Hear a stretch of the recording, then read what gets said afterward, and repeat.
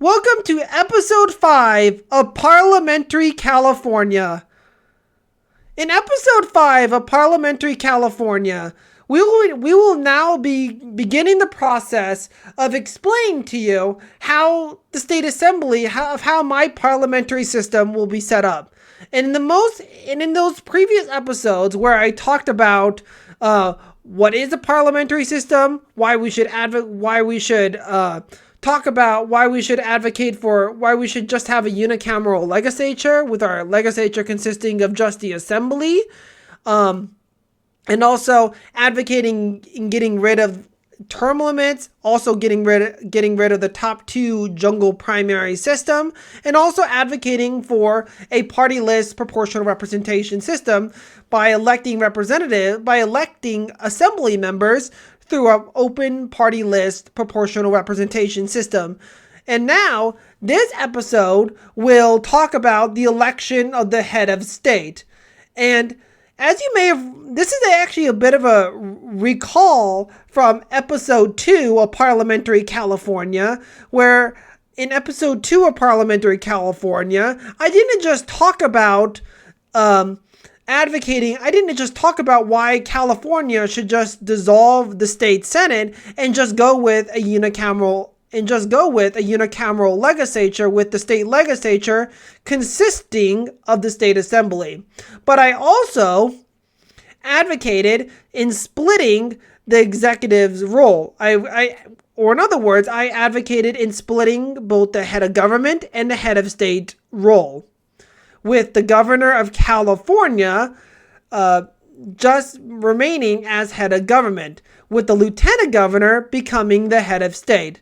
And this is what episode 5 of Parliamentary California is all about, talking about the role that the head of state or lieutenant governor will play, and also how the lieutenant governor is elected, and how he ultimately will play a role in Parliamentary California in helping to elect the governor of California. So this is episode 5 of Parliamentary California. But before we can talk about my policy proposals on electing the head of state of California, which is the lieutenant governor, we first have to understand the current method of how we elect our state executive officers. Currently, we directly elect the governor, the lieutenant governor, secretary of state, state treasurer, state controller, state superintendent of public instruction, insurance commissioner, and attorney general. On top of that, we also elect 4 members to the Board of Equalization. And these 4 members of the Board of Equalization represent one of the 4 districts.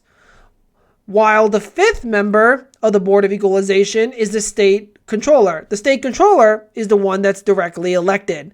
So, to reiterate again, currently, we directly elect the governor, lieutenant governor, secretary of state, state treasurer, state controller, superintendent of public instructions, insurance commissioner, and attorney general. The Board of Equalizations has 5 members, and 4 members are elected to represent one of the 4 districts. The 5th member is the state controller. So the 4 members are elected to one of those 4 districts, are elected to represent one of those 4 districts. With the 5th member that's directly elected statewide is the 5th member of the Board of Equalization. And this is the current method. This is the current method of how we elect state executive officers in the state of California currently. Now, since we know the current method of how we currently elect our state executive officers, or state officers for short, I'll get into that in a later slide. We will now talk about what will not change and what will change. So, what will not change is that the lieutenant governor remains directly elected by the people, except in a special election. I'll get to the special election later on in this episode. But what will change is that the lieutenant governor is elected for a single fixed term of 8 years. The officer is ineligible to run for a second consecutive term while serving as the officer. A former lieutenant governor can run again for the same office for a non-consecutive term once they are no longer occupying the office. A lieutenant gubernatorial election must occur 60 days before the end of a current lieutenant governor's term of office at the latest, except if it is a recall. Lieutenant gubernatorial regular elections must occur on the non-assembly election years and days. The lieutenant governor election year is on a different year and day from the assembly election period, except if it is a recall. Once the lieutenant governor is elected, the officer takes office as soon as a term of office of their predecessor has expired. So to reiterate again, the lieutenant governor remains directly elected by the people, except in a special election. But the lieutenant governor is elected for a single fixed term of 8 years. The officer is ineligible to run for a second consecutive term while serving as the officer. A former lieutenant governor can run again for the same office for a non-consecutive term once they are no longer occupying the office. A lieutenant gubernatorial election must occur 60 days before the end of a current lieutenant governor's term of office at the latest, except if it is a recall. Lieutenant gubernatorial regular elections must occur on the non-assembly election years and days. The lieutenant governor election year is on a different year and day from the assembly election period, except if it is a recall. Once the lieutenant governor is elected, the officer takes office as soon as a term of office of their predecessor has expired. As well, another thing that will change is that the lieutenant governor is no longer a voting member of the Board of Trustees of the California State University System, the Board of Regents of the University of California, and the Board of Governors of the California Community College System. The head of state also no longer sits on the Calbright College Board of Trustees. As well, the lieutenant governor no longer serves on and rotates with the state controller as chair of the 3-member State Lands Commission. Now, since we have a general idea of what will change and what will not change, we will now talk about the requirements to run for lieutenant governor before we begin to talk about how the lieutenant governor is elected. So these are the requirements to run for lieutenant governor. To be nominated or a candidate for lieutenant governor, you must be nominated either by at least 20 members of the state assembly, at least 4 local government officials, city government, county government officials, at least 1 political party, qualifying or non-qualifying party. Qualifying party would be a party that has at least 1 seat in the state assembly. Non-qualifying party would be a party that has no seats in the state assembly, but is still registered as a party with the state. Collect 40 to 60 signatures to run as a no party preference candidate. You cannot be an elected assembly member if you want to run for lieutenant governor. If an assembly member is elected as head of state, they must immediately resign from their seat once they declared their candidacy for lieutenant governor. The vacant assembly seat is filled in accordance with the principle of proportional representation. For instance, if it were a Republican assembly member that wants to run for head of state, then the Republican Party has the right to appoint another Republican to that seat. So, to reiterate again, to be nominated or a candidate for lieutenant governor, you must be nominated either by at least 20 members of the state assembly, at least 4 local government officials, city government, county government officials, at least 1 political party. qualifying or non-qualifying party. Qualifying party would be a party that has at least one seat in the state assembly. Non-qualifying party would be a party that has no seats in the state assembly, but is still registered as a party with the state. Collect 40 to 60 signatures to run as a no party preference candidate. You cannot be an elected assembly member if you want to run for lieutenant governor. If an assembly member is elected as head of state, they must immediately resign from their seat once they declared their candidacy for lieutenant governor. The vacant assembly seat is filled in accordance with the principle of proportional representation. For instance, if it were a Republican assembly member that wants to run for head of state, then the Republican Party has the right to appoint another Republican to that seat. Now, since we know the requirements that a person would need to meet to run for lieutenant governor, we will now talk about how a lieutenant gubernatorial election system will work. The lieutenant governor is elected statewide by the people through contingent voting. Contingent voting is an electoral system in which voters rank candidates in order of preference.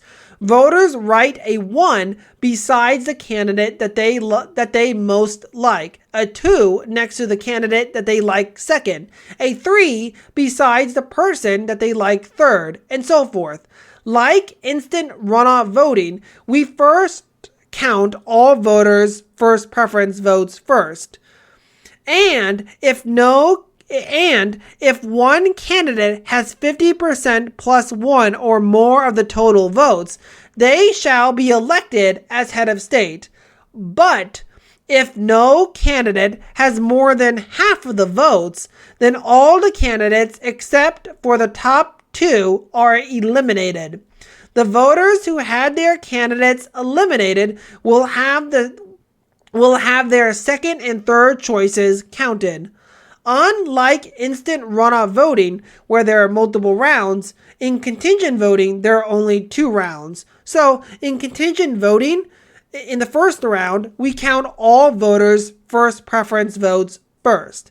And in the second round, it's only the top 2 candidates, but we only utilize a second round. We only utilize just a second round. So there's no need for, so there's no multiple rounds. So contingent voting is just a simplistic version of instant runoff voting or a simplistic version of ranked choice voting as being promoted right now in the United States. This is how contingent voting works. It works by following these 5 steps. Voters, for one, the first step, voters rank candidates in order of preference. 1, 2, 3. You rank your first candidate as number 1, your second choice is number 2, your third choice is number 3, etc. Number 2, then we count all voters' first preferences. If one candidate has a majority of first preference votes, then that candidate is the winner. 3, if no candidate has a majority of first preference votes, then we eliminate all the candidates except for the top 2. 2 candidates who got the most first preference votes. Number 4, we then use the rankings of the voters that had their first preference candidates eliminated. Count either their second, third, fourth, etc. to reallocate their votes to the top 2 in accordance with their ranking. The candidate who has a majority of the vote shall be elected. So to reiterate again, contingent voting works by following these 5 steps. Step 1, voters rank candidates in order of preference. 2, then we count all voters' first preferences. If one candidate has a majority of first preference votes, then that candidate is the winner. 3, if no candidate has a majority of first preference votes, then we eliminate all the candidates except for the top 2. 2 candidates who got the most first preference votes. Number 4, we then use the rankings of the voters that had their first preference candidates eliminated. Count either their second, third, fourth, etc. to reallocate their votes to the top 2 in accordance with their ranking. Step 5. The candidate who has a majority of the vote shall be elected. So now let's run through a made-up scenario of how contingent voting will work in the election for the lieutenant governor. So as you see, we have at least 5 candidates for the election of the lieutenant governor. You have E, F, G, H, I. And then you have 6 columns of voters. You have their first column with their 100 voters, second column with their 80 voters, third column with their 70 voters, fourth column with their 50 voters. Fourth column with their 50 voters. Fifth column would be your 30 voters, and your sixth column will be your 10th voters. Would be your 10 voters. So in the first step, we have to count all voters rank candidates in order of preference. And then in the second step, we then count all voters' first preference votes. So this is how the counting process works. So as you see in the third column, these 70 voters ranked H as their first choice. So we give those 70 votes to H. And as you see in these 2 columns, in the second column, these 80 voters wanted G as their first choice. But in the sixth column, these 10 voters also wanted G as their first choice. So we add up 80 plus 10, and that will give us 90 votes. So we give those 90 votes to G. And then in the very first column, these 100 voters wanted I as their first choice. And then in the fifth column, these 30 voters wanted E as their first choice. And then in the fourth column, these 50 voters wanted F as their first choice. As we see right now, I is the one with the most first preference votes. But the question is, but the most votes is not enough to be elected to serve as head of state. So we know I have the most first preference votes, but the question still remains, does I have a majority of the first preference votes? So how do we figure out if I has a majority of the first preference votes? So how we figure this out is by adding up all the votes. We take the 100 voters, 80 voters, 70 voters, 50 voters, 30 voters, and 10 voters. And we add them all up, and that gives us a total of 340 votes. After that, we take the 100 voters that preferred I as their first choice, divided by 340, which gives us a calculation of 0.294%, or in other words, in percentages, it's 29.4%. So in this regard, I does not have a majority. So we have to proceed to a second round between the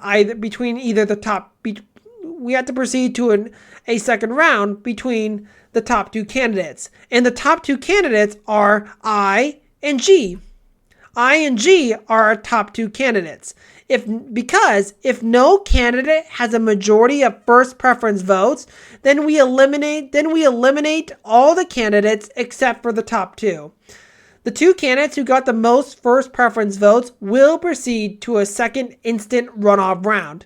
So in this regard, I and G will advance to the second round, with E, H, and F being eliminated in the second round. So in this regard, we count all voters' preferences again, with also considering voters' second and third choices if their first choice or second choice had been eliminated.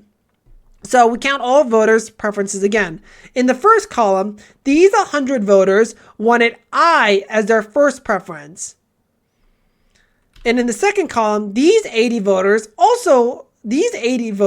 wanted G as their first preference. So these 80 votes go to G. In the third column, these 70 voters ranked H as their first choice. So we can't give those 70 votes to H. But since they ranked G as their second choice, we will give these 70 votes to G. And in the fourth column, these 50 voters wanted F as their first choice, but F didn't make it into the runoff, so we move over to the second choice. But E also did not make it into the runoff, so we move over to their third choice, which is I, and these 50 votes will go to I. And in the fifth column, these 30 voters wanted E as their first choice, but E did not make it into the runoff, so we move over to their second choice, which is F. But F did not make it into the runoff, so we move over to their third choice, which is G. And these 30 votes will go to G. And in the final column, these 10 voters ranked G as their first preference. So we give these 10 votes to G. After all of that, we count up all the votes. And as we see, G is actually the contingent winner, receiving 190 votes, or 55.88% of the vote. But sometimes this isn't always the case, because sometimes there isn't a clear top two. This can happen in two scenarios. There can be a tie for first place among 3 or more candidates, a clear first preference candidate, but there is a tie for second place. So we will use the plurality rule among these top candidates instead of a one-on-one matchup to determine the contingent winner to settle tie results. So let's run through another scenario. We will now show you what we do when there is either a tie for first place or a tie for second place by using the plurality rule. So the first step again is where voters rank candidates in order preference. Then the second step is to count all voters' first preference votes. So we will do it here. And as you see, I once again has the most votes with 100 votes, or 30.4% of the vote. But I does not have a majority. There is a clear first preference candidate, first preference leader in the first preference votes, but the first preference leader in the vote does not have a majority. But there is actually a tie for second place. G and H but G and H have 79 votes each. So there's a tie for second place, but there's a clear first choice leader in the vote, with E having the fewest votes at 21 and F having 50, with F receiving the third most votes. So we move over to the second round where we eliminate E and F, and I, H, and G both proceed to the second round. And once again, we count up all voters' votes again by utilizing their first preferences and their second or third choice preferences if their first or second preference has been eliminated. So we count up all voters' votes again, and as we see, H is actually our contingent winner with just 150 votes. So H is the contingent winner with just 150 votes, or 45.59% of the vote. And this is how contingent voting works when we have a tie for either first place between 3 or more candidates, or there's a clear first preference candidate, but there is a tie between 2 or more candidates for second place. And so if there's a tie for first place, or if there's a tie for second place, we we use the plurality rule by advancing sometimes 3 or more candidates in case there is a tie in the election for either second place or first choice. And this is how contingent voting works. When there is a tie or when there is not a tie. Now, since we know how the lieutenant governor is elected and also some of the requirements that a person would need to meet in order to run for lieutenant governor or head of state, we will now talk about what happens when a new lieutenant governor is sworn in to the office. So, I'm taking a page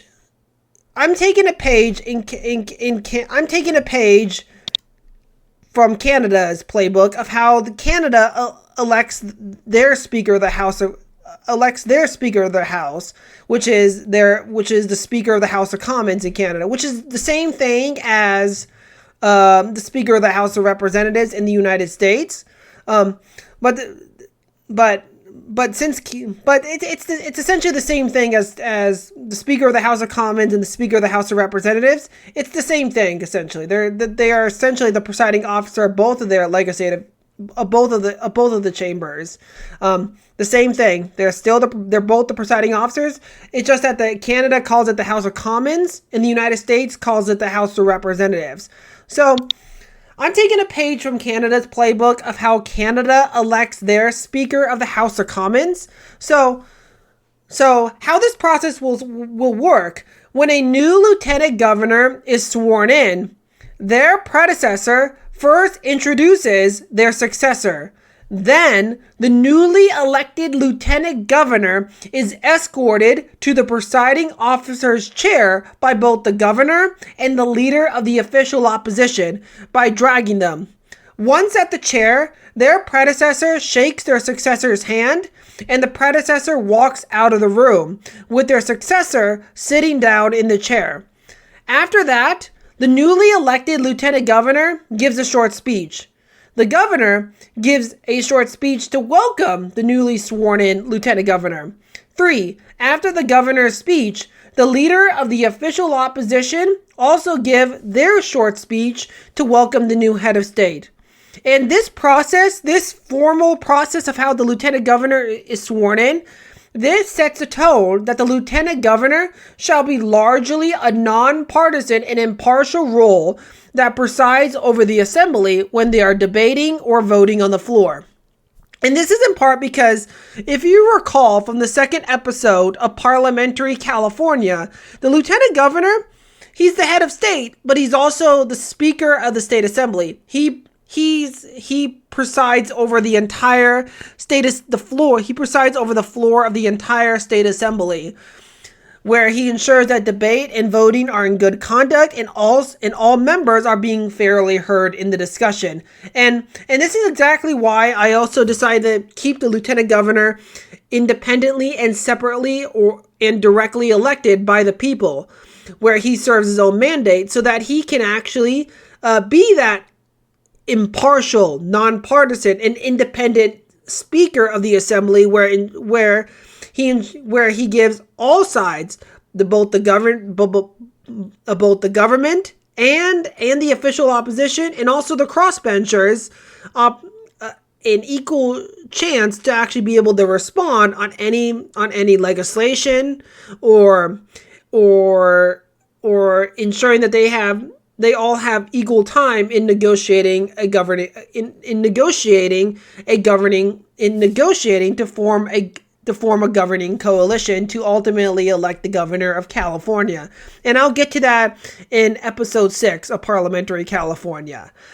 So to reiterate again, when a new lieutenant governor is sworn in, their predecessor first introduces their successor. Then the newly elected lieutenant governor is then escorted to the presiding officer's chair by both the governor and the leader of the official opposition by simply dragging them. Once at the chair, their predecessor shakes their successor's hand, and the predecessor walks out of the room with their successor sitting down in the chair, which symbolizes the transition of power between the former lieutenant governor and the newly elected lieutenant governor. And once the successor sits down in the chair and the predecessor has walked out of the room, after that, the newly elected lieutenant governor gives a short speech. After the newly elected lieutenant governor gives their short speech, the governor gives their short speech to welcome the newly sworn in lieutenant governor. After the governor's speech, the leader of the official opposition also gives their short speech to welcome the new head of state. This sets a tone that the lieutenant governor shall be largely a nonpartisan and impartial role that presides over the assembly when they are debating or voting on the floor. And as I said earlier, this is very similar to how Canada elects their Speaker of the House of Commons. So when the Speaker is finally elected in the House of Commons, the Prime Minister and the leader of the official opposition, as you see here in this photo, with Mark Carney and also Andrew Scheer. He's no longer the Conservative Party leader. That's Pierre Poilievre. I could be pronouncing his name wrong.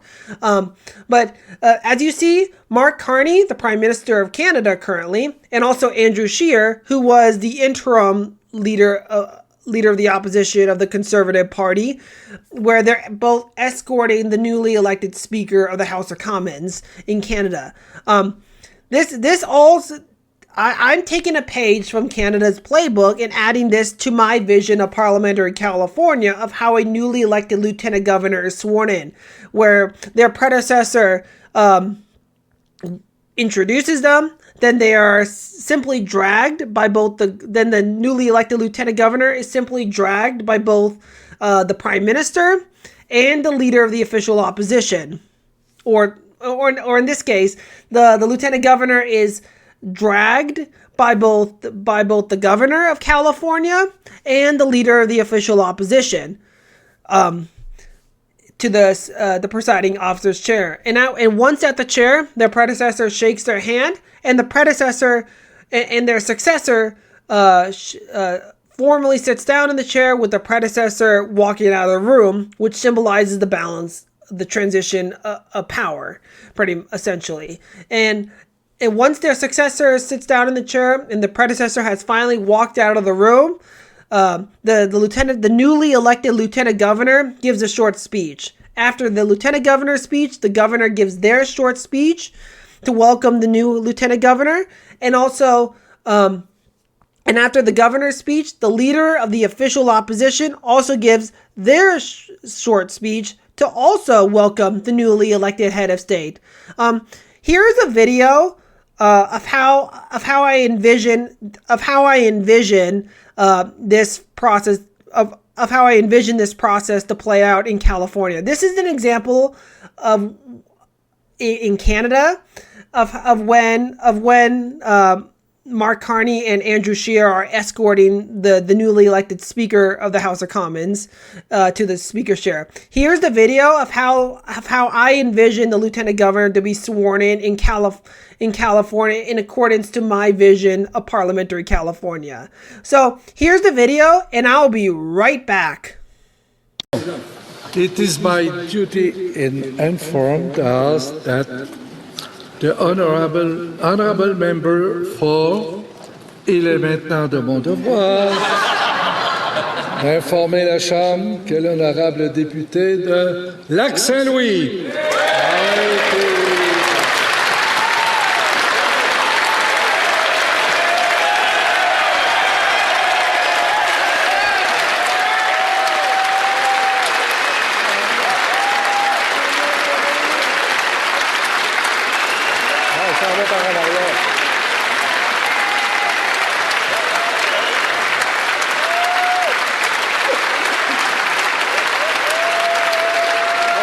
c'est beau.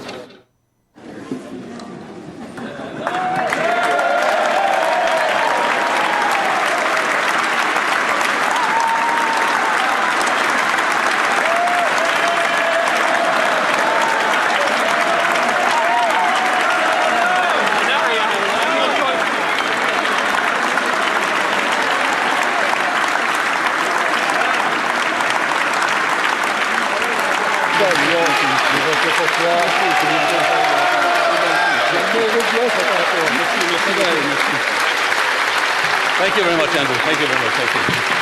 Thank you. Thank you, Prime Minister. Thank you. Ça, c'est les premiers mots positifs, puis après ça, je vais faire un discours de remerciement. Alors, Honorable Member of Education.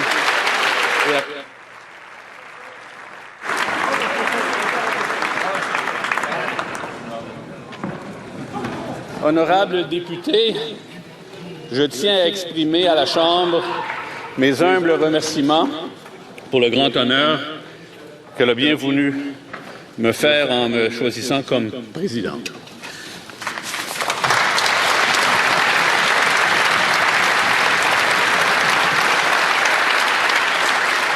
Je vous remercie très sincèrement pour votre confiance.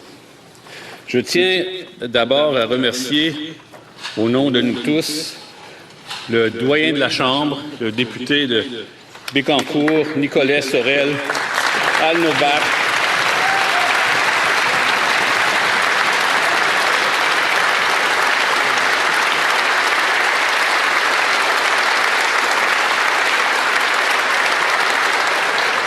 pour son savoir-faire, son humour et sa perspective de parlementaire chevronné.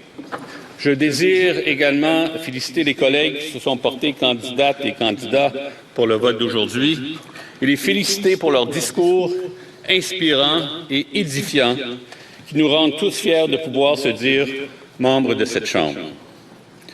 I would also like to reserve a special mention and thank you for the member of Hull-Aylmer who took the reins of the speakership at a difficult moment.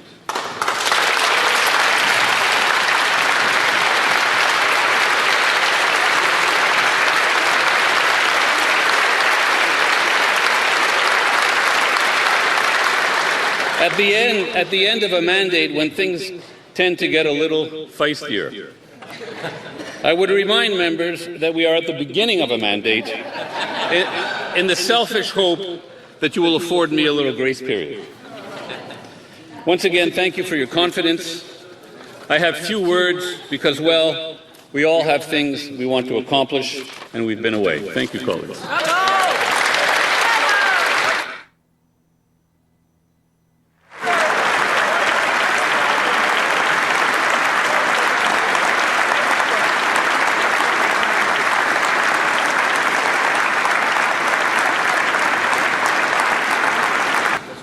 The Right Honourable Prime Minister. Mr.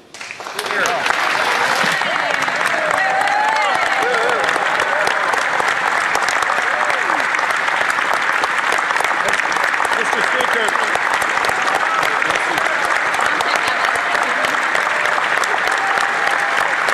Merci beaucoup. C'est pas correct, hein? OK. Merci beaucoup. Merci tout le monde. Mr. Speaker, as I rise in this House for the first time, I hope you will permit me to thank my constituents in Nepean for the great honor of being a member of this committee.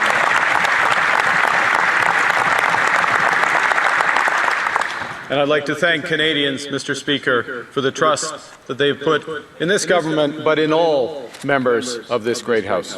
Hear, hear.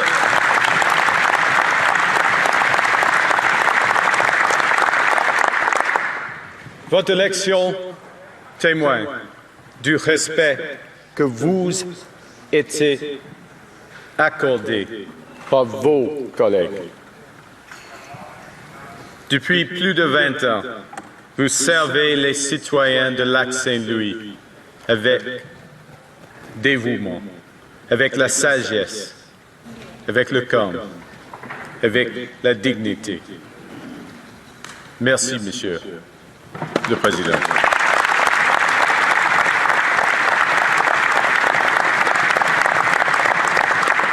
Now, Mr. Speaker, I have much to learn from the members of this great House. I will make mistakes.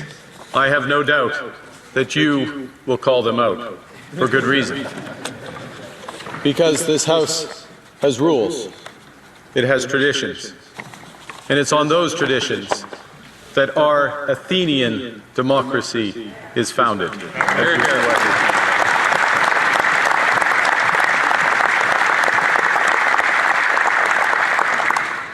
Yes, we are Athens. They are Rome. On va triompher. C'est le début, c'est l'âge d'or d'Athènes. Oui, c'est correct. Thank you, Mr. Speaker. You have my support.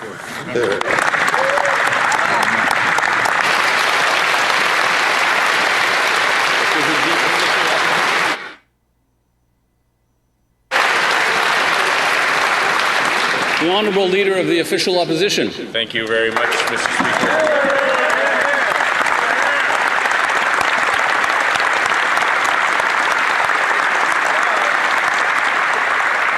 Premièrement, Monsieur le Président, une grande félicitation à vous-même. Vous avez obtenu l'appui de la Chambre pour gérer la Chambre pendant les prochains mois, années. On va voir. I too would like to indulge myself to take this opportunity to thank the voters of Regina Capel and indeed our spouses. I'd like to thank my wife Jill for the sacrifice that she and my family make, as do all our spouses and significant others.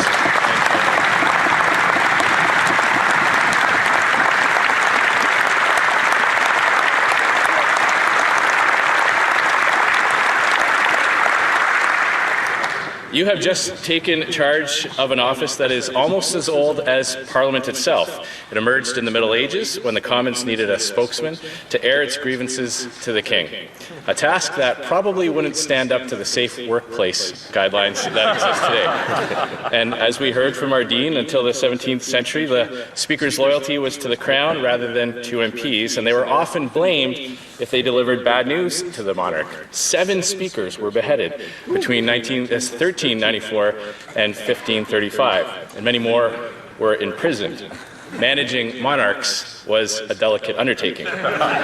One speaker, John Wenlock, during the War of the Roses, when no one could be sure who would end up as king, he tried to hedge his bets by fighting for both the York family and the Lancastrians.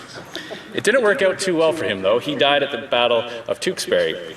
But of course, he wasn't the last politician to try to be on both sides of a contentious issue. And I dare say we may find some Liberal MPs voting for things that they were very recently voting against.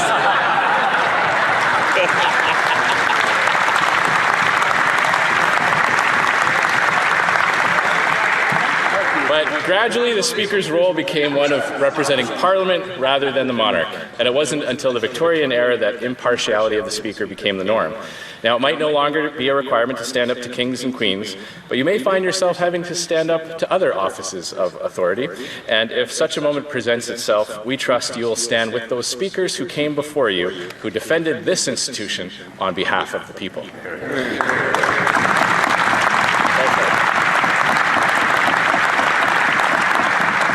As I look back over the last few parliaments, we did have some trying times. We witnessed injuries from flying elbows, F-bombs dropped, and a few appearances of one member in a state of undress. I did hear that CPAC was considering putting a warning on the daily broadcast, may contain violence, coarse language, and nudity, but so far they haven't had to do that. The speakership itself has been tested, with, unfortunately, some speakers caught in the middle of scandals themselves. I have heard it said that it's all gone downhill since the last time a Conservative was elected Speaker, but I couldn't possibly comment on that. In all seriousness, though, Mr. Speaker, you are not the Commissioner of Parliament, you are the servant of the House, and that is an important dynamic. You are held accountable by the members, and each of us are accountable to our voters. Debates should be passionate. They should be lively. The lives of Canadians are changed by the decisions we make, and so it is normal that members get enthusiastic and fiery. When the stakes are so high, often the best thing you can do is allow the players to play a little bit. This is where the government is held to account. They have an enormous amount of power, and we, parliamentarians, must provide ruthless scrutiny on every dollar taken out of their pockets, every infringement on their liberties, and every single decision this government makes.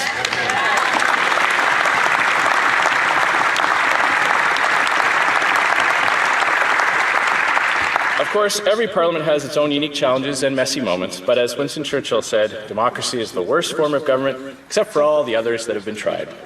Monsieur le Président, nous vous offrons notre appui pour votre présidence. Mr. Speaker, we offer you our support and our best wishes for your speakership over this parliament. Merci beaucoup. Thank you very much. So, as you saw in that brief video example of when Prime Minister Mark Carney and Andrew Scheer, the interim Conservative Party leader or the leader of the official opposition, escorted the newly elected Speaker of the House of Commons in Canada, this is exactly the process that I envision for Parliamentary California of how a lieutenant governor is sworn in, where the governor and the leader of the official opposition escort the newly elected lieutenant governor to the presiding officer's chair, as you similar to how the Prime Minister Mark Carney and Andrew Scheer escorted the Speaker of the House of Commons to the Speaker's chair in Canada. I'm learning. This is all about learning from the experiences of how other countries do democracy and seeing what we can bring to our form of democracy here in California. And this is one feature of in Canada that I decided to bring over to California in accordance to my vision of Parliamentary California. And this is exactly how I envision the lieutenant governor to be sworn in once directly elected. Though it's a little different because in Canada, the Speaker of the House of Commons is also an elected member, but in Parliamentary California, my vision to transform California into a parliamentary democracy, the lieutenant governor still remains directly elected by the people, and he's not an assembly member in the state assembly. He serves his own mandate. He is independent, which highlights the impartiality and the nonpartisan role that he will play as Speaker of the State Assembly and also as head of state as well. So now, since we know the formal process of how the lieutenant governor is sworn in after he has been directly elected, now it's time to go into the next section of this episode of Parliamentary California. So, with the head of state being only directly elected, this creates two different executive officers. The first officer are known as state officers, and this is already enshrined in California state constitution. State officers, or SOs for short, are defined as statewide officers directly elected by the people. Only the lieutenant governor is an SO, or a state officer, which would be just the head of state, essentially. The head of state remains as the only state officer that's directly elected by the people through the process of contingent voting, as I said earlier on in this episode. So, and while the other executive officers become a new form of executive officers, which are called assembly officers. Assembly officers are defined as state executive officers who head the executive branch, but still retain and are required to have seats in the assembly to be elected as an AO. AO means assembly officers.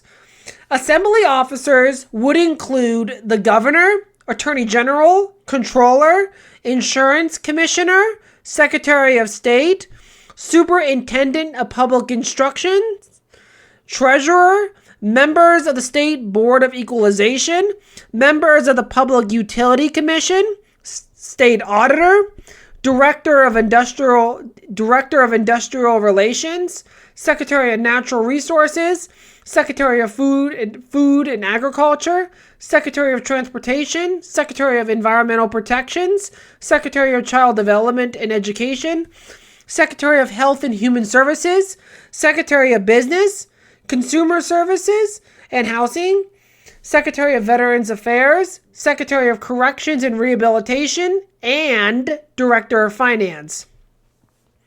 So, with the creation of assembly officers, which are state executive officers who head the executive branch, but still retain and are required to have seats in the state assembly to be elected as an AO, this right here is what fuses the governor of California, the attorney general, controller, insurance commissioner, etc., etc., etc., fuses them with the legislature. It makes the governor far more dependent on maintaining a majority of seats in the state assembly to continue governing the state of California. This makes the governor dependent on the state assembly if he wants to continue governing the state or the Golden State, of course. So, as I said earlier, this with the lieutenant governor only remaining as a state officer, this creates a new executive officer class, which are called assembly officers, or AOs for short, which are defined as state executive officers who head the executive branch, but still retain and are required to have seats in the state assembly to be elected as an AO. This makes the governor and the attorney general, controller, etc., etc., etc., dependent on maintaining the confidence of a majority of members in the state assembly to continue governing the state of California. So, now since you know the two different types of state executive officers, state officers, which is the lieutenant governor, who remains as directly elected by the people, and then you have assembly officers such as the governor, who's also an elected assembly member and is required to have a seat in the state assembly to be elected as an AO, such as the governor of California. It is now time to it's now time to continue on in talking about the role that the lieutenant governor will play in Parliamentary California. The lieutenant governor responsibilities and duties. The lieutenant governor is the head of state who represents the state of California in all its unity to help give the state government its legitimacy in governing over its people. The lieutenant governor is the presiding officer or speaker of the state assembly who presides over the floor when the assembly is in session in terms of presiding over a vote and or debate.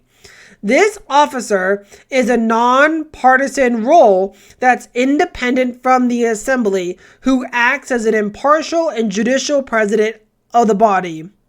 Unlike the Speaker of Canada's House of Commons, where the Speaker in the House of Commons in Canada is also an elected member and also can cast a vote in the House of Commons, the Lieutenant Governor has no vote in the Assembly. The Lieutenant Governor has no vote in the State Assembly. And I'll get to this later on in another slide. The Lieutenant Governor swears in the Assembly members immediately after 38 days of an Assembly election to certify seat totals of all qualifying political parties in the State Assembly by swearing in the members.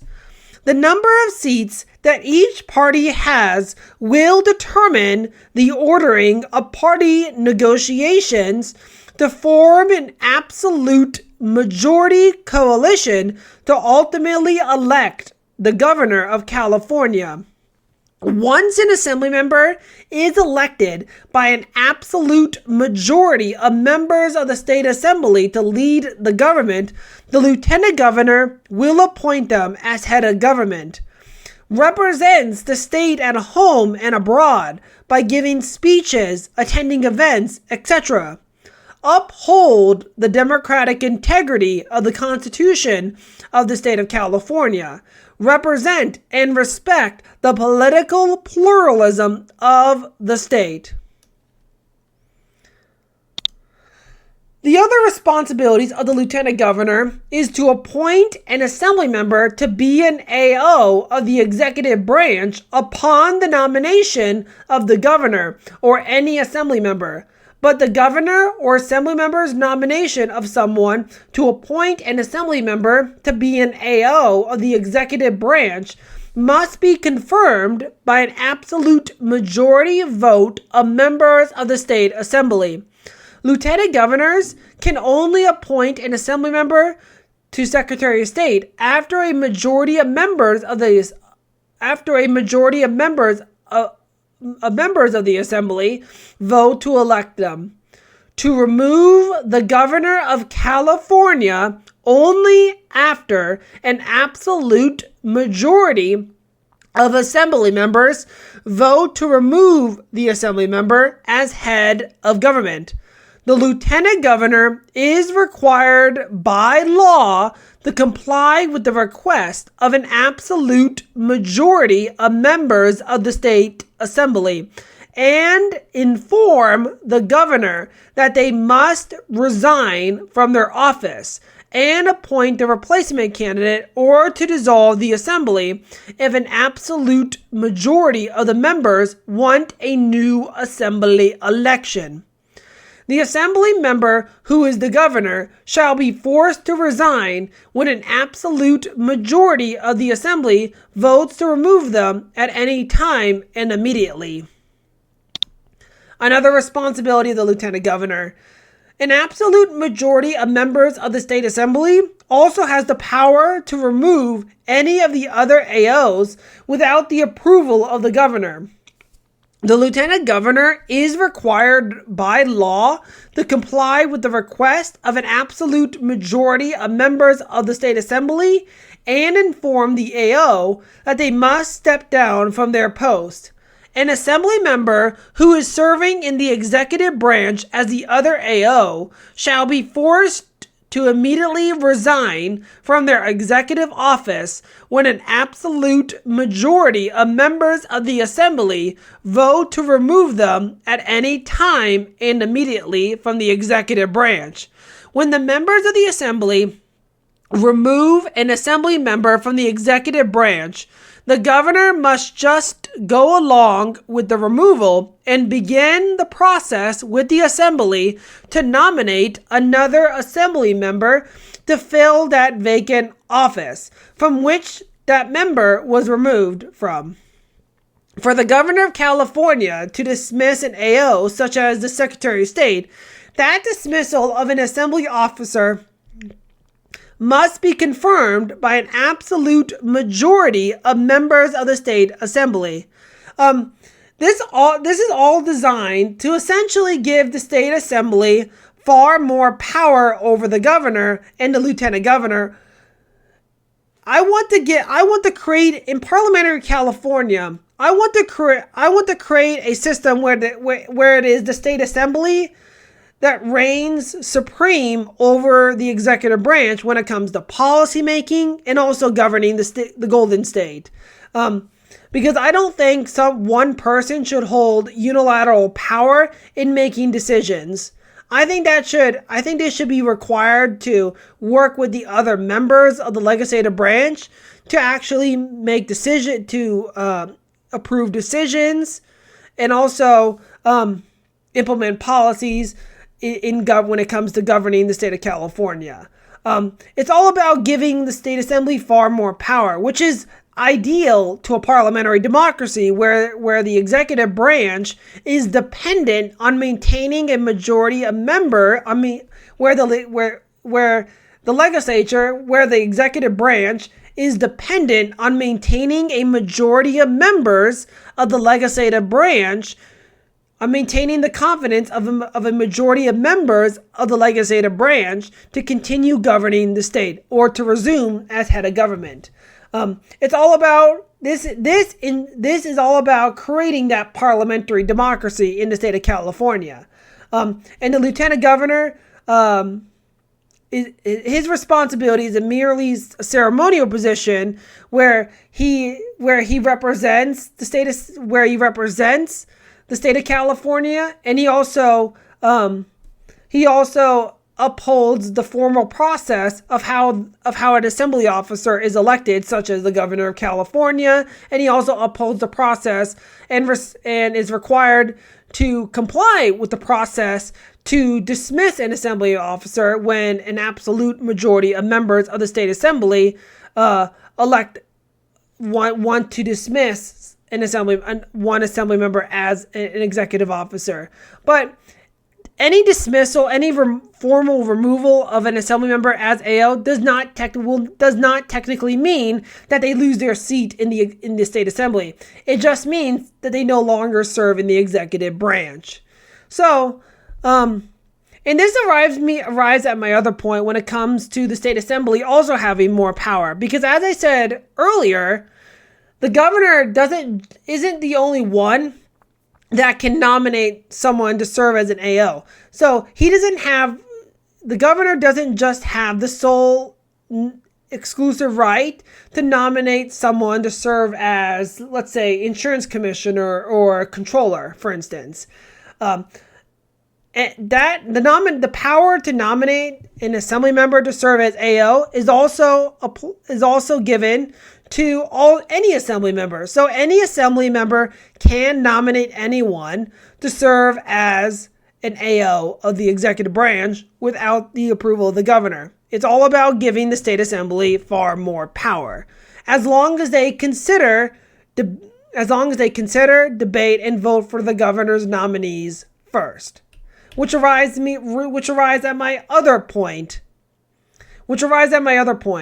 An absolute majority of members of the state assembly also has the power to nominate and appoint any assembly member to be AO without the approval of the governor, as long as they first consider, debate, and vote for the governor's nominee first. So, in order for any assembly member that's not the governor to be free to nominate someone else to serve as Secretary of State, like Secretary of State, for instance, they have to first consider the governor's nominee first through interviewing him through committee hearings, and also debating him on the floor of the assembly, and then voting for the governor's nominee first. And then formally defeating the governor's nominee through a formal vote on the floor of the assembly. So, to reiterate again, in order for any assembly member to nominate one of their fellow colleagues of the state assembly, who is not the governor, they have to first consider the governor's nominee first by interviewing him through committee hearings, debating him on the floor of the assembly, and then formally defeating the governor's nominee, such as Secretary of State, on the floor of the assembly. And once they formally defeat the governor's nomination option on the floor of the assembly, then then any assembly member after that can nominate someone else to serve as Secretary of State. So once they formally defeat the governor's nominee, then they can consider another assembly member's option to serve as AO, which once again gives the state assembly far more prowess in nominating people to serve in the executive branch without the approval of the governor, because the governor, since he's also now an elected assembly member, I also give any assembly member that right, exclusive right, and I also give any assembly member the right to nominate anyone to serve as Attorney General or Secretary of State, for instance. And the Lieutenant Governor plays a role in this process because the Lieutenant Governor must comply with the requests of an absolute majority of members of the State Assembly and appoint that assembly member to that AO position, such as the Attorney General. The governor is also required by law to respect the wishes of an absolute majority of members of the state assembly and forced to work with those assembly members in the executive branch, even though they didn't nominate them. So, This gives the state assembly far more power over the nomination and election process of someone to serve as attorney general or controller, for instance, which also in some areas makes it a lot harder for a Pete Hegseth type figure to be elected into the executive branch. And as you recalled, Pete Hegseth, his nomination almost got defeated, but the reason why his nomination was confirmed is because Vice President J.D. Vance broke the tie. If one more Republican senator voted no, Pete Hegseth wouldn't be defense secretary of the Defense Department. So, in this regard, this makes it a lot harder for a Pete Hegseth figure to get elected. And because as I said earlier, the lieutenant governor has no vote in the assembly, even if the assembly is tied. So, in this regard, if there's a tie vote in the state assembly for someone's nomination to serve, let's say, as controller, that a tie vote means it has the same effect of the nomination not being confirmed. So, in that regard, the governor's nominee is just simply defeated if there's a tie, or if there's not a tie. And which means the lieutenant governor does not have any power in nominating or appointing people to serve in the lieutenant governor does not have any power to cast a tie-breaking vote to ultimately decide whether this person serves in the executive branch. If there's a tie, the nomination is not agreed and not confirmed, and then the assembly can nominate someone else.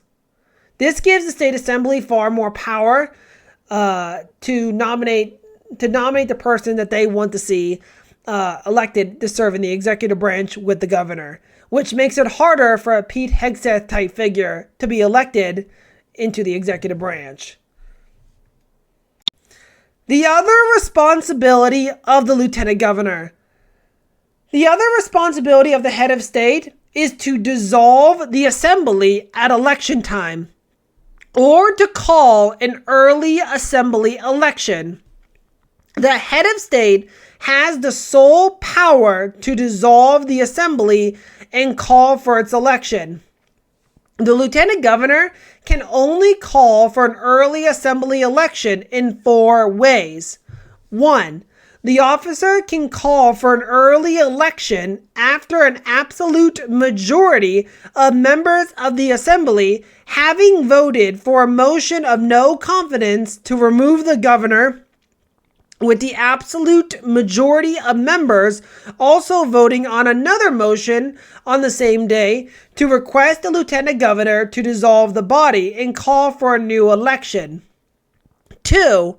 If all qualifying parties in descending order of party seats have all failed to form an absolute majority coalition, then the head of state must wait 6 days to dissolve the assembly to give time for any qualifying party.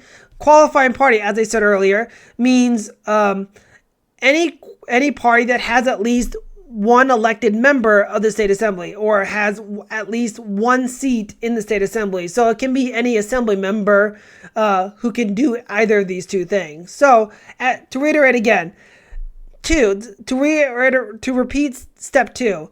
To repeat the second way. If all qualifying parties in descending order of party seats have all failed to form an absolute majority coalition, then the head of state must wait 6 days to dissolve the body to give time for any qualifying party to either 1. Bring forth a confidence and supply agreement motion, or 2. Bring a motion to the floor of the assembly that will request the lieutenant governor to dissolve the body and call for a new election. An absolute majority vote of members of the state assembly is required to pass either of these two motions. If the members of the assembly doesn't do anything within those 6 days, then the lieutenant governor is required by law and without delay to dissolve the body and call for a new election. And I'll get to confidence and supply agreement motions in episode 6 of Parliamentary California. The third way. If an absolute majority of members of the assembly fails to pass an annual budget bill by midnight on June 15th, then the lieutenant governor must wait 6 days to dissolve the body to give an extra 6 days for the assembly members to pass a budget bill. If an absolute majority of assembly members don't pass an annual budget bill within that extra 6-day time frame, the lieutenant governor is required by law and without delay to dissolve the body and call for a new election. An absolute majority vote of assembly members is required to pass an annual budget bill. The fourth way. If the governor or members of the assembly cannot appoint any other assembly member to serve as the AO, then any qualifying party can bring a motion to the floor that will request the lieutenant governor to dissolve the body and call for a new election.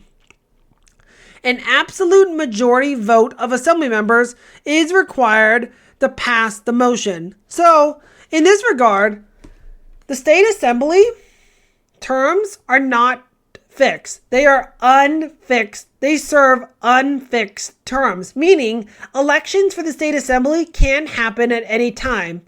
But there must be elections every 4 years if there isn't a new election, if there isn't an early election. So in this regard, I am allowing for snap elections in the state assembly like every other parliamentary democracy except for Norway. So, regular elections of the assembly shall happen every 4 years when the assembly member's 4-year term expires. Then the lieutenant governor is required by law to automatically dissolve the body and set the dates for the election. Regular or snap assembly elections shall be held on a Sunday no later than 60 days after the lieutenant governor has dissolved the body. All assembly members are up for election, whether it is a regular or snap election. After a snap election occurs, a new 4-year term begins immediately for all newly elected and re-elected assembly members after 38 days of an early election, meaning all assembly members in a snap election are competing for a new 4-year term. Or in other words, a snap election shall act like a regular election. Assembly members are elected for an unfixed 4-year term, meaning elections for the assembly can happen anytime pretty much. And this is why I decided to also make it so that if the assembly is dissolved earlier and faced to vote a lot earlier through a snap election, they can just compete for a new 4-year term. Or they can just compete for a new 4-year term. So if the assembly is dissolved 1 year earlier before the regular election can occur, the state assembly can compete for a new 4-year term, essentially. So there's no reason to hold a second election after that, like what we do currently with special elections. So overall, the sole responsibility to dissolve the assembly at election time is given to the lieutenant governor, which means I'm also allowing for snap elections in the state of California under my vision in transforming the state of California into a parliamentary democracy. Now, since you know that the lieutenant governor has the sole responsibility to dissolve the state assembly at election time, we need to know who will administer the election. We need to now know who will administer the state assembly election. At election time for the state assembly, When the state assembly is dissolved at election time, the lieutenant governor will take on the Secretary of State role to administer the election only during an assembly election. But after 38 days of an assembly election, the officer is required by law to surrender their Secretary of State role to the assembly by swearing in the assembly members and certifying seat totals of all qualifying political parties. The lieutenant governor is also required by law to swear in the assembly members and certify seat totals of all qualifying political parties. The biggest reason why I decided for the lieutenant governor to take on the Secretary of State role to administer the state assembly election, it's there to create a sense of, to create checks and balances and separation of powers, and also create a form of accountability where there is no conflict of interest. Because since the Secretary of State now becomes an assembly officer, where the Secretary of State is also an elected assembly member, I didn't want that elected assembly member to also administer the election while he's also up for re-election, because in every state assembly election, whether it is regular or snap, all assembly members are up for re-election, which includes the Secretary of State, which is now an AO. And I felt like that could create a conflict of interest. This is something I've learned most recently throughout the news between 2018 and 2022. Well, you see, back during the 2018 Georgia gubernatorial election, groups such as the ACLU and other people accused Brian Kemp of suppressing the vote. Because you see, Brian Kemp was the governor.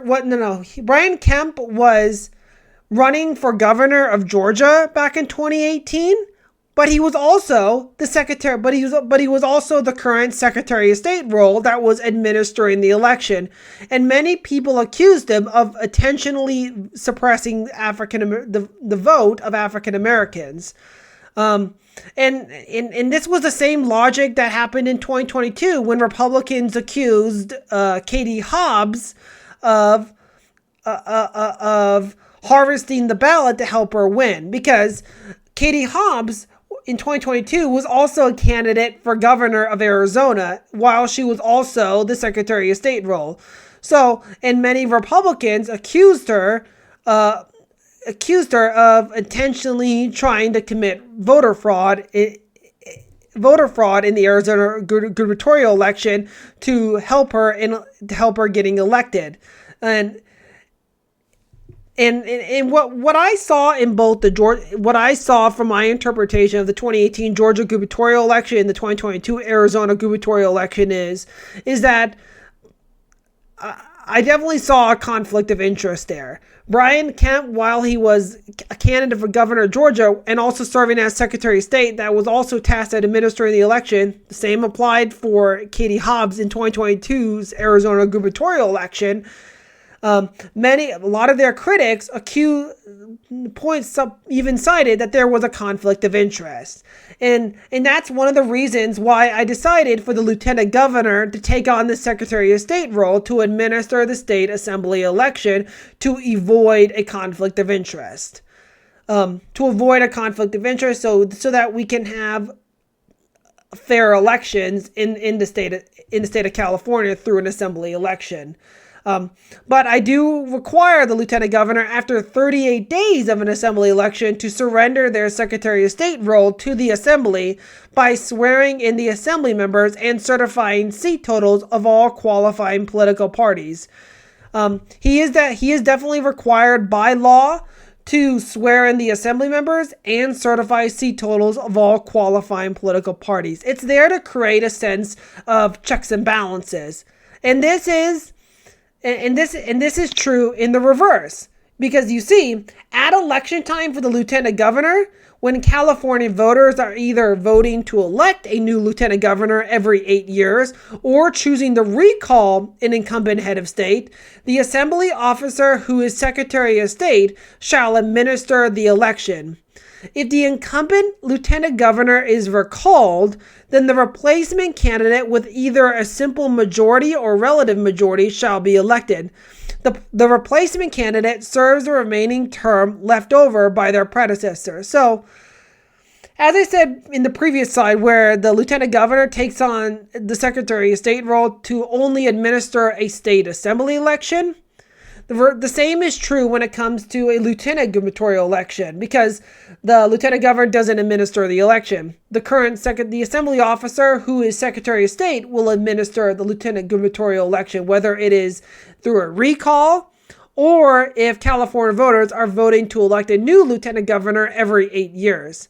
And this also means that the lieutenant governor, as I said previously, earlier on in this episode, the lieutenant governor's term is fixed. It is fixed. It is fixed for a single 8-year term.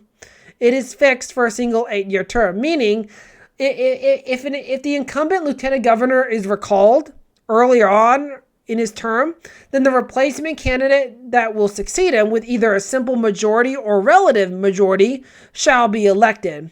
The replacement candidate essentially just serves the remaining terms left over by their predecessor, meaning he just serves the remaining terms left over by their predecessor. He just serves the remainder of the term. And because of that, the lieutenant governor's term remains fixed.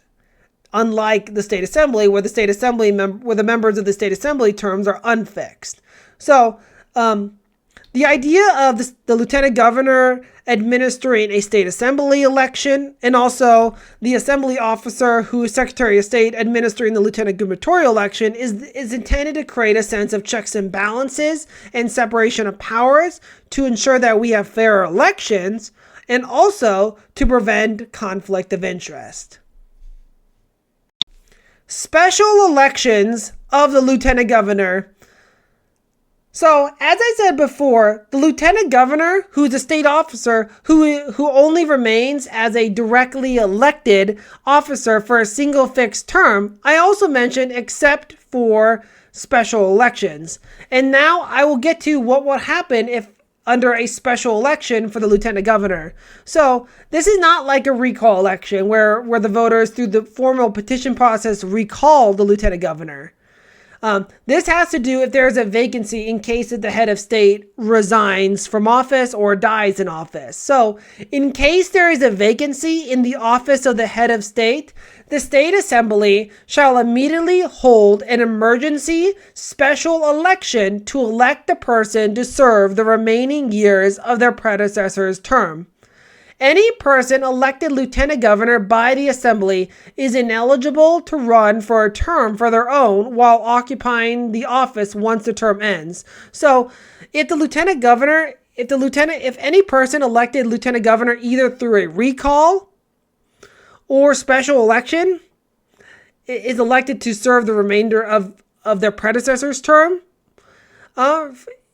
is elected to serve the remainder of their predecessor's term, to serve the remainder of their predecessor's term, he is also ineligible to run for a term for their own while also occupying the office once the term ends. Meaning any person elected lieutenant governor by the assembly or through the recall process is ineligible to run for a term for their own while occupying the office once the term ends. Which means they can't just, so if they're elected through a special or recall election, they can't, they're banned from running for a term, another term of their own while occupying the office. So to reiterate special election of the lieutenant governor again, In case there is a vacancy in the office of the head of state, the state assembly shall immediately hold an emergency special election to elect the person to serve the remaining years of their predecessor's terms. Any person elected lieutenant governor by the assembly is ineligible to run for a term for their own while occupying the office once the term ends. Members of the assembly will vote by secret ballot through the contingent vote system, as I explained in a previous slide. Once the assembly has elected the person to fill the vacancy, the special election has concluded and the person is sworn in. If the elected person is an assembly member, then they must resign from their seat to be sworn in as head of state. And this is how special elections will play out for the lieutenant governor in Parliamentary California. All in all, in episode 5 of Parliamentary California, I discussed several policy proposals. The lieutenant governor only remains as the directly elected state executive officer except in a special election. The state officer, or SO for short, is elected under contingent voting. The state officer is the head of state and presiding officer or speaker of the state assembly. The head of state is chosen for a fixed single term of 8 years, but can run again for a non-consecutive term when they're no longer occupying the office. Assembly officers are members of the state assembly, but are also elected by the assembly to serve a particular agency in the executive branch. The head of state has the sole power to dissolve the assembly at election time, whether it's a regular or snap assembly election. Assembly officers or assembly members serve an unfixed term of 4 years. The assembly officer, who is the Secretary of State, shall administer a regular or recall election of the lieutenant governor. And the lieutenant governor also administers a state assembly election. All of these policy proposals is all intended to create a parliamentary system. All of these policy proposals, as I've discussed throughout the 5th episode of Parliamentary California, are all my ideas of how I would create a parliamentary democracy in the Golden State. So overall, you guys, leave your comments down below. And what do you think about my ideas on in the 5th episode of Parliamentary California? Share your opinion in the comment section below, because I will respond to them. But thank you so much for watching. Don't forget to like and subscribe. And until next time, guys. This is the Young Centrist, and I am out.